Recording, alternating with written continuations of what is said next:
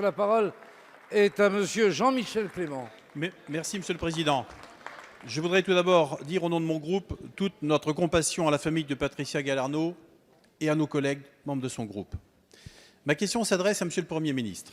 Monsieur le Premier ministre, nous allons aborder l'examen du projet de loi autorisant la ratification du CETA, quelques jours seulement après l'annonce du compromis sur le Mercosur. Cette manière de faire pose une vraie question démocratique. Des négociations initiées en 2004, un accord signé en 2016, un accord déjà appliqué de manière provisoire depuis le 21 septembre 2017 pour qu'enfin le Parlement en soit saisi. Plus encore que le calendrier, c'est l'opacité qui a entouré les négociations de ce traité qui interroge. Traité qui affecte directement nos modes de production mais aussi nos modes de vie. J'ai l'impression avec le CETA et plus encore avec le Mercosur que nous sommes embarqués dans une machine à remonter le temps. Mais les temps ont changé. Au siècle dernier, on pouvait se convaincre que le commerce assurerait la paix, la prospérité et la démocratie. Aujourd'hui, l'urgence climatique nous force à penser autrement, parce que c'est bien le libre-échange qui est à l'origine des problèmes écologiques qui sont devant nous. Quel est le sens alors de faire avec ce traité se croiser dans l'Atlantique des produits de qualité AOC, avec du saumon nourri aux OGM et de la viande bovine nourrie aux farines animales? Avons-nous mesuré les conséquences sur nos modèles de production agricole, dont la qualité en est le produit et nos territoires le support? Finissons-en avec les arguments d'autorité. D'aucuns n'ont-ils pas juré hier que l'euro ferait converger les économies? Il les a fait diverger. Que la Chine se démocratiserait après son entrée dans l'EMC? Je vous laisse apprécier.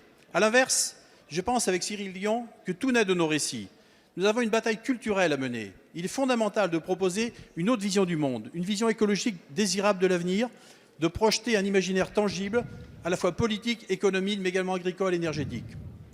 Pourquoi ces récits d'un genre nouveau ne pourraient-ils pas modifier nos représentations, contaminer positivement les esprits et, s'ils sont largement partagés, se traduire dans nos traités et nos lois?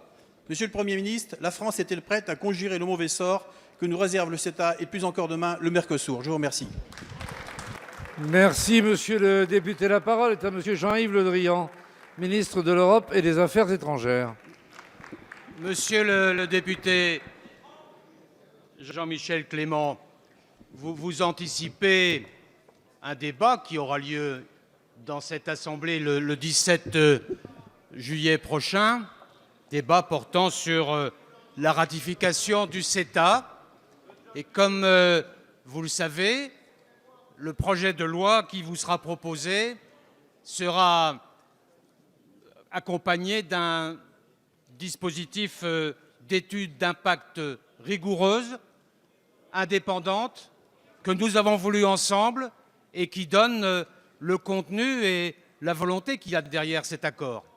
Et d'abord, je voudrais vous faire remarquer, monsieur le député, parce que j'imagine que vous l'avez lu, cette étude d'impact montre que la mise en œuvre provisoire du CETA a été positive pour notre balance commerciale.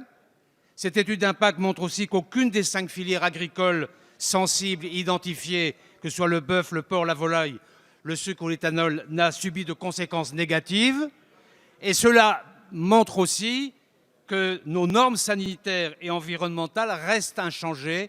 Et je suis en contradiction totale avec les propos que vous venez de tenir sur les produits importés par l'Union européenne dans le cadre de cet accord. J'ajoute, monsieur le député, qu'un nouvel audit sanitaire sera mené par la Commission au Canada à la fin 2019.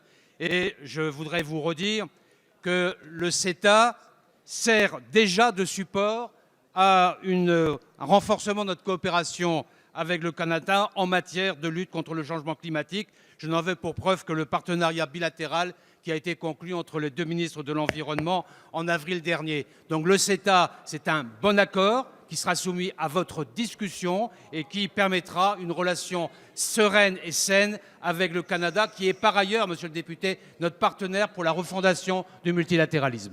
Merci, monsieur le ministre.